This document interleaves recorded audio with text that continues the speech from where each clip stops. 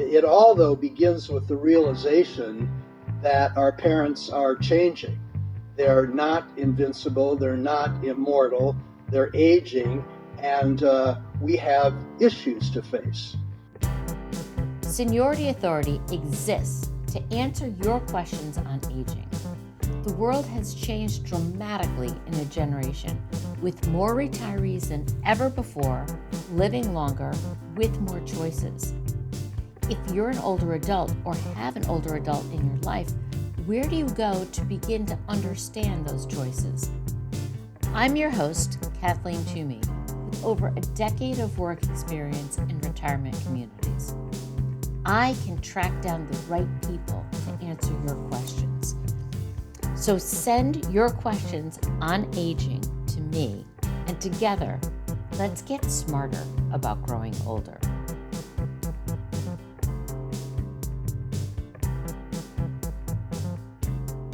Welcome. I'm Kathleen Toomey, and this is Seniority Authority. Are you worried about your parents and their future healthcare needs? Have you noticed things starting to shift in terms of what they can handle on their own and what they need help with? If you've noticed changes, how do you bring up that topic with your parents? Often it isn't easy, but with today's escalation in the number of seniors, the U.S. is seeing 10,000 people every day turning 70. It's a challenge that's not going away for many of us. Fortunately, our guest today can help you through this. Retired Mayo Clinic elder care professional, he's provided recommendations to hundreds of families and hundreds of adult children as to how to start that conversation with their parents. Stay tuned for some great tips that you can use to start your own conversation. Thanks to our show sponsor, the Riverwoods Group, Northern New England's largest family of nonprofit retirement communities, where active adults find community, purpose, and peace of mind. Visit riverwoodsgroup.org. Now, let's hear from today's guest. It could happen during a holiday, Thanksgiving, 4th of July. The family gathers, and suddenly it becomes clear. Yet another fender bender on Dad's car. The fridge is stocked with more out-of-date food than fresh food. Suddenly, something has shifted with your parent, and you, the adult child, are concerned about them.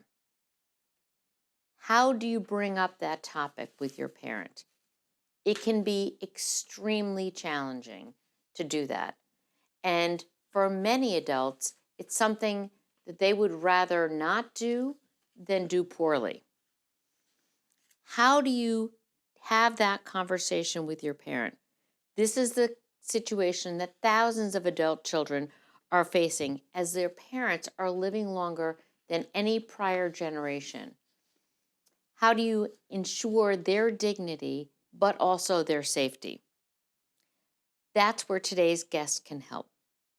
Dick Edwards has spent 36 years in the elder care field, 20 of them as administrator of the award-winning charter house run by Mayo Clinic. Dick is winner of a Lifetime Achievement Award by Leading Age Minnesota and has spoken to more than 100 groups across the country, which led to the publication of his book, Mom, Dad, Can We Talk?, which has recently been reissued with new information. It's available on Amazon and on his website.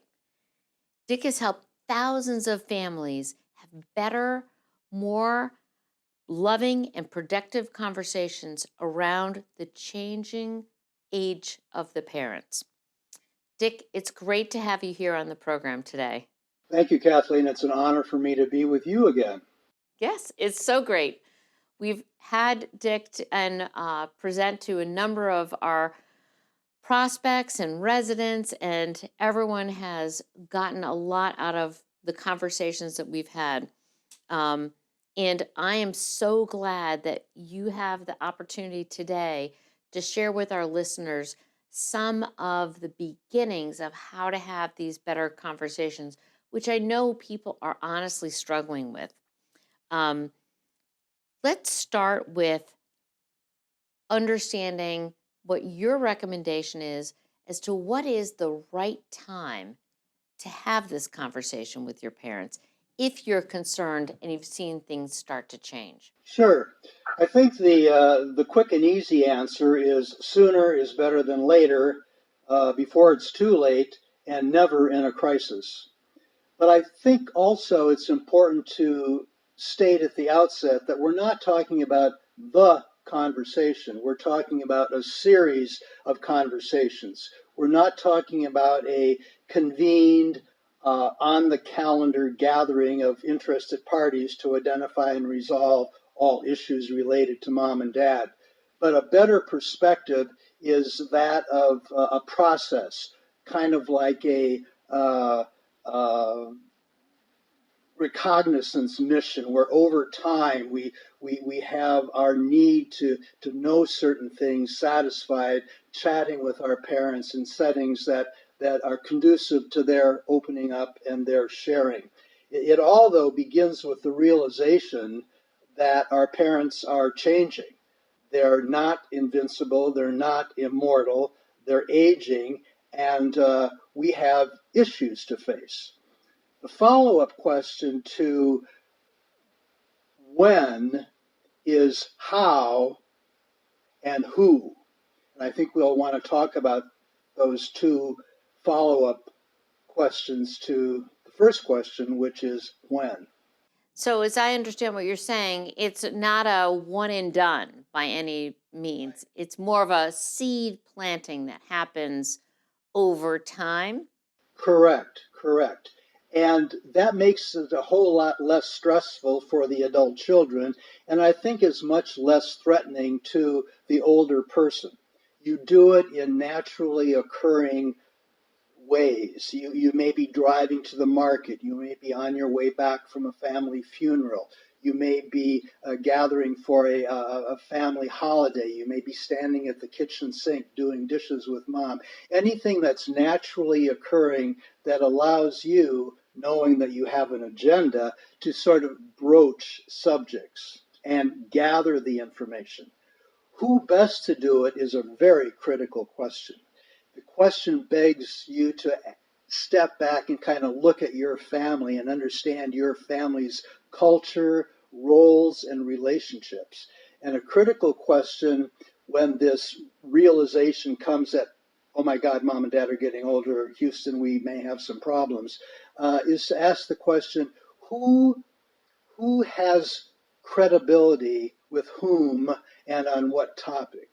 You look at the cast of characters, the siblings, the in laws, even the grandchildren, and you raise the question, who does dad listen to?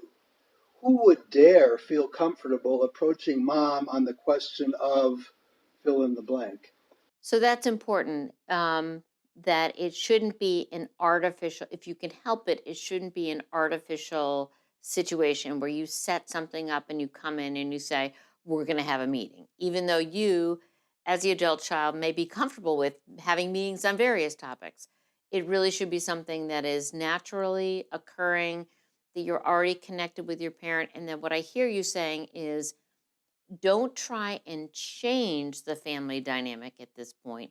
Lean into the family dynamic. So, no matter how it happens that, the oldest son is the person that dad listens to, or the youngest daughter, lean into that and recognize that. Exactly, exactly. And there are no points to be awarded. I'm not emerging finally as mama's chosen little boy. I'm just the one who, for the following reasons, it makes the most sense to assign this whole topic or specific elements of the topic. Okay. So, would you recommend that in a family with more than one sibling, because if it's an only child, you don't have any other options, that you have a sibling meeting and say, okay, we all notice this.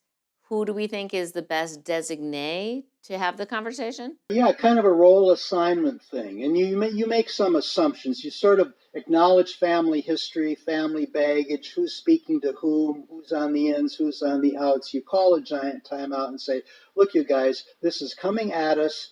It's something we are not going to avoid. It is inevitable, and we want to do it right. Who is the best person to convene that conversation? Well, most families have a convener, don't they? It could be the busybody controlling oldest sister who never stopped being the oldest sister, or it could be the baby brother who is always mama's favorite. So you identify legitimate, evolved family roles, and you say, who best? Now, what is the most important attitude to have when you're approaching this conversation with your parents? Well, I think you want to have you want to go into this with either a positive or at least a neutral attitude, because you do hear horror stories from your friends and peers about, oh my God, I'm tearing my hair out with my mother. It doesn't have to be that way if you plan ahead, because this is all plannable for, okay? I think what is critically important in terms of attitude is to recognize that this is not about you. This is about your parent, their wishes, their needs, their values. The end goal here is very clear. We want to honor our parents. We want to do it their way. We want to respect each other in the process. And in the end, and we know how this ends, our parents die, we want to be able to be that sibling or that family membership group that says, you know what, we did it. We have no regrets. How do you get to that no regrets state at the end of life? Is you plan for it. You talk about it. You anticipate, and then you participate.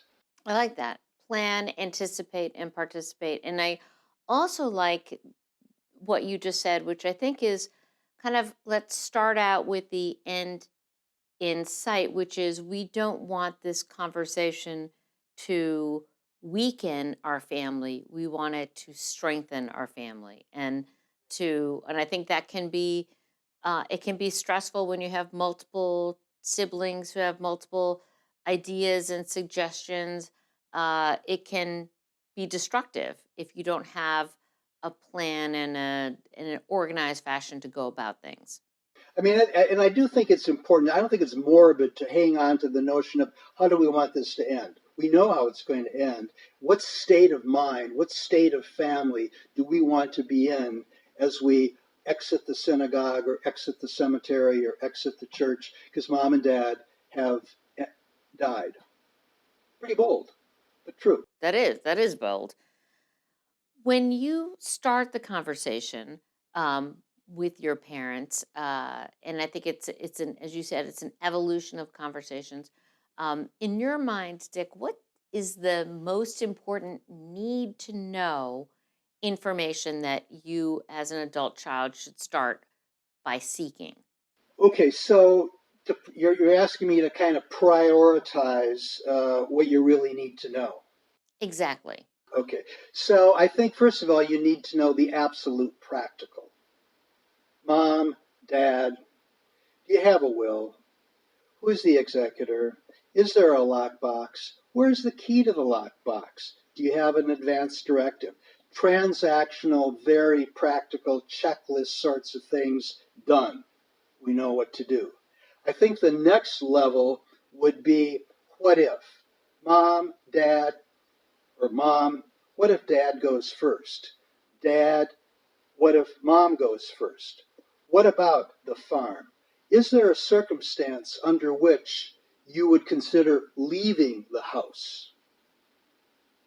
So you sort of have what if scenarios, anticipating things that might become an issue in your family as your parents age, and then you build the need to have a conversation around that. Okay, that makes sense. What if you have a parent who refuses to have the discussion? Oh, that never happens. That never happens. It happens all the time. And I think you have to be clever. You have to know the cast of characters. You have to know, for example, my feisty Irish Catholic mother would talk about anything to anyone, anytime, all the time, ad nauseum. My bullheaded Norwegian Lutheran father rarely made eye contact and used very few words. So the refusal to discuss it is real, it's unique, and you got to think about some workarounds. Um, the story of Leonard. Leonard was that bullheaded Norwegian Lutheran who didn't like to make eye contact, was a widow, and viewed his son as a pimple faced 13-year-old with long hair, when he was really quite successful and avant garde. Knowing how our family communicated, knowing that my dad wasn't like accessible, a great guy, but not verbally accessible, I tore my hair out, as did my sister, until I realized there's more than one way. What doesn't he do? He doesn't sit down, pour a cup of coffee, and spill his guts in a conversation with his son. But he does read. So I wrote him a letter, and I put it in an envelope, and I set it on a table next to the chair where every night he watched Wheel of Fortune. And I knew that he would see the envelope and he would open it. And in that letter, I thanked him for being a great dad. I thanked him for always being there for me when I needed guidance or counsel. And I said, here is one more time. And I listed the questions. And he responded. So you find ways to work around. You can't assume that everybody's ready to just sit down, roll up their sleeves, and go. Past is prologue. So how has your parent normally dealt with this sort of stuff? Are they to the vest, secretive, we don't say anything, or we tell the world and let's talk it out? Good. So understanding exactly how to work around and perhaps going back into your past and saying, when was the last time you've had a hard conversation? Right. And then the question also going back to the beginning is who best to do this? I think there are circumstances in my family where our 3 children and their 3 spouses and our 6 grandchildren would be well advised to pick one of the grandkids to approach me on a difficult issue like letting go of the car. That's a really interesting thought. Who has credibility with whom and on what issues? This is our need to know. So you have the very practical, you have the what if. The third item on that priority that I think we should all aspire to is the very personal. Okay? We know how this ends. There are no do-overs. Okay? So what do I need to know? That's the practical. You make 2 lists. What do I need to know? And what do I need to say? Think about that. It's a new level of challenge in that relationship. You get all the practical stuff. You do all the what if scenario. You get a sense of, well, we talked about that when this comes up, but what do I need to say to my parent? I love you. Thank you for being a great dad. Thank you for carving the pine box race cars the night before they were due because I forgot to tell you. Mom, thank you for welcoming in the 3 women I brought to you as the final choice. I mean, what is it that you need to say? What do I need to know? What do I need to say? And that becomes your directive for these conversations that we've already agreed will be taking place over time. The other thing about that is back to the siblings. We all don't live in the same town. We all don't live down the road. We all don't have equal status in this moment or availability with our aging parent. But we need to be in the mix. We need to be in the loop. And even if we're estranged from our sister or currently ticked off at our brother, everyone needs to be connected and everyone can do something. I may not be able to be on site to deal with this or this, but from a distance I can deal with this, and then I feel that I am doing something. And I'll be much more invested in it. You talked earlier about who is going to be the single point of convening. Well, figure that out. But then the other thing you want to do is you want to share information. You want to share information with everybody.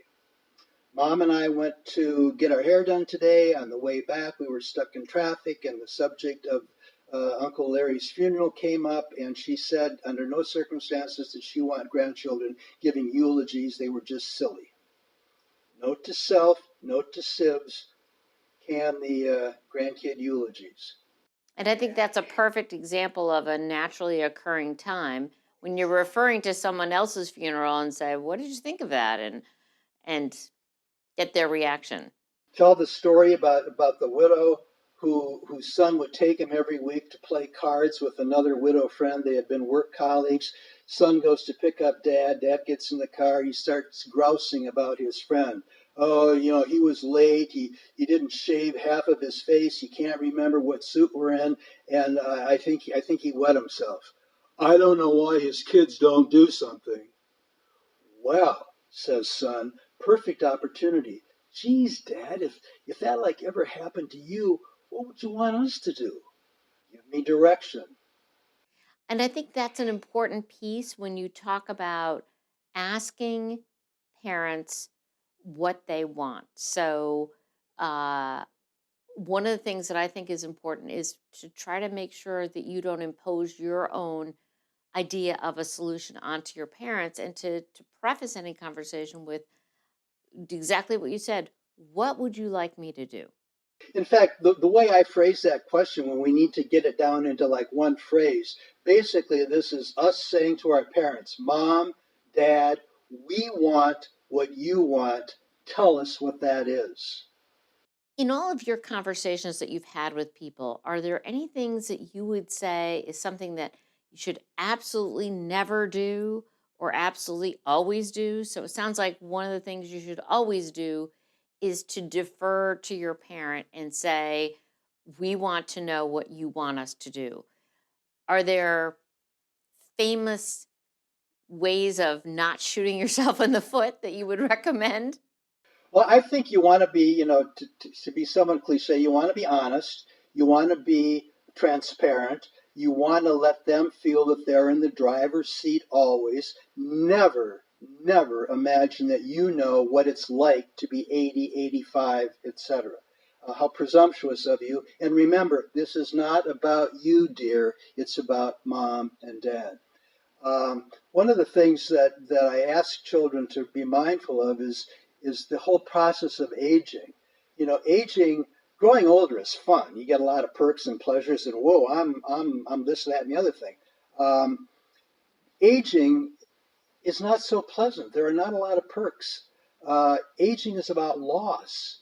And if the adult child is beginning to think that mom or dad is digging in their heels or being difficult or obstinate, just step back and remember all that they have lost.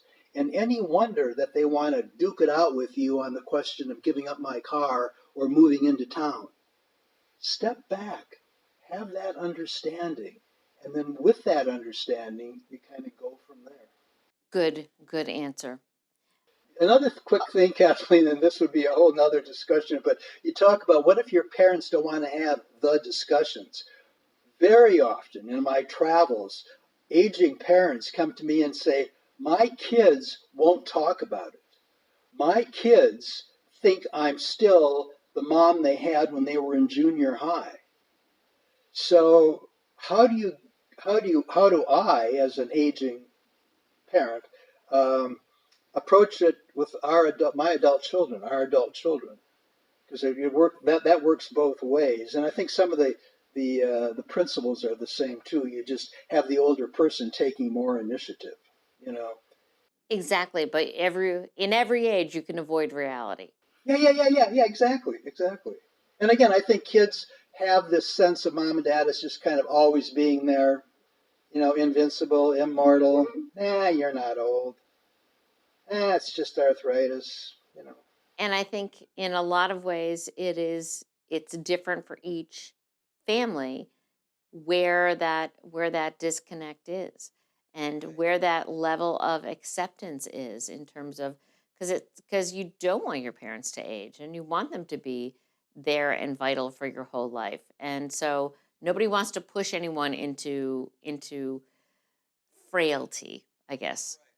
And again, to be respectful, to not impose, to take your cues from them, working off a need to know, need to say lists that you have so that you can honor their wishes and do it right. Exactly.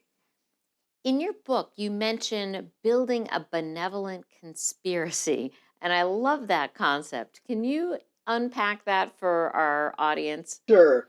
You know, we're at a point in time where we don't live in the same town as our mom and dad. The siblings aren't, you know, within a driving distance. We're scattered all over. So as the good daughter or the caring son, you can't always be on site. You need to put together this benevolent conspiracy that becomes your eyes and your ears wherever it is your mom and dad are. And that requires just a little bit of work, but it's a creative process and kind of fun. You call your mom on a Sunday evening, and you'll say, "Well, how you doing, Mom?" She'll say, "Oh, I'm fine," and she doesn't sound fine, but she's really great. Or she'll say, "Oh, I'm terrible," and she's really not terrible. She's fine. So how do you test that? You know, moms are like that, particularly with sons. A little guilt going there. You resource the community. Where is she? What are the resources of that community? Is there a visiting nurse? Is there a home health care? Does the parish have a program? Is there Meals on Wheels? Who are the people in her life there who you know or could get to know, who could be kind of become your eyes and ears in absentia? The postman, the gal that does her hair, uh, the parish nurse, the person who delivers groceries. Get those people sort of on your team and let her know, Mom, I'm watching you. Remember how you always watched me? I'm watching you. And then you pull those people into play so that you have some ongoing sense of, okay, this is what she's saying. This is how it reconciles with what my team is saying. And now I can gauge my response. I can gauge my expectations. So it's benevolent, good, and it is a conspiracy, but kind of fun. And I have found that the older person kind of gets a kick out of that. They get a sense of he does care. Well, yeah, I would think so. Oh, he's calling my bridge partner to see if I showed up, or, you know, or she's talking to my hairdresser to know that I got my hair done and that I look good today. I had a friend who told me that what he did when he heard this spiel is he called his high school sweetheart who still lived in the town, who his mother never forgave him for not marrying, and she became the eyes and ears, which is kind of cute. It's kind of cute. I like that. And I think part of that benevolent conspiracy thought and the notion that everybody can do something is staying in touch. You know, let's agree that we have 6 grandchildren. There are 7 days in the week. You take Monday every week. You call Grandpa. I don't care if you have anything to say. You don't text him. You don't Skype him. You don't whatever. You get on a telephone. Tell the kid what that is, and you call Grandpa. How is your day? Here's how my day was. You need anything? Talk to you next week. Tuesday, 4 o'clock. You see what I'm saying? So you have this network of family members who are not stuck with it, but they're taking their up at bat to stay in touch. And that gives the older person, particularly isolated, a tremendous amount of support. You can feel that love. Somebody took the time to pick up the phone and say, "Hi." I love that idea. And it's something that I can do that from wherever I am. And if grandma or grandpa is a little sophisticated and can do this or can do stuff on their phone, show them how to do it. Cool. I think that's so important, um, especially when we think about social isolation. What is your feeling of the impact of social isolation on older adults? Well, unless you're a vowed, celibate, cloistered person of the cloth, social isolation is, I think, the number one killer of the mental health and the well being of older people. Most of us are wired to be connected at some level. And with or without COVID, just the frailties and the challenges of growing older causes people to withdraw. So social isolation needs to be acknowledged. It needs to be countered and managed as you deal with aging parents, particularly if they continue to live in a residential setting that's home to them, that they're very invested in, that they refuse to leave, and will respect that, even though it makes absolutely no sense. You've got to be able to do that. You've got to be able to assure that social interaction of some kind. Well, I've read that loneliness has become an epidemic with older adults and is a leading cause of early death. Just the lack of interaction. Yeah, I can believe that. And there again, you got to know the characters. You got to know the family. How important has this always been to mom, dad?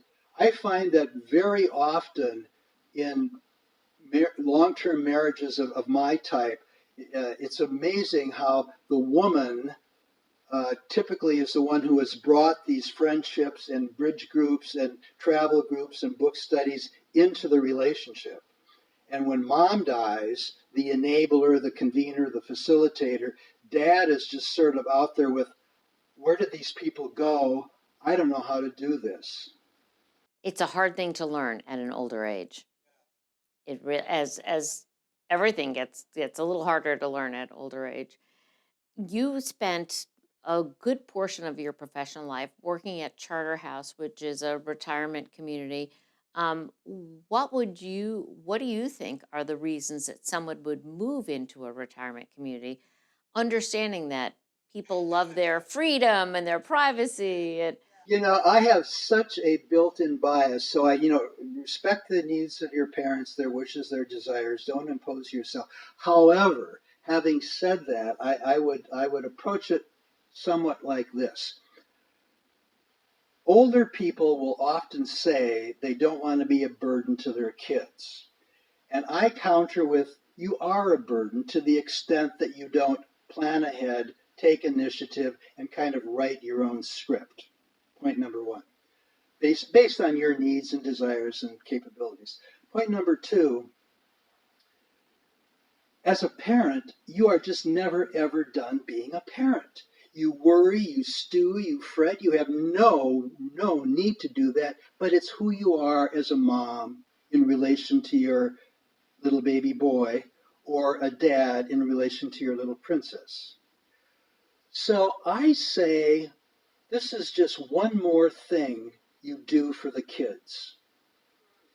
You strategically position yourself or yourselves, when the husband and wife are still together, in an environment that is basically worry-free, secure, a 24/7 response to any need you have in the need equals response equation, and it totally changes the relationship that you have with your adult children. They no longer have to squeeze in a visit to Exeter to check on mom, to make sure that the fuel tank has been filled for the season.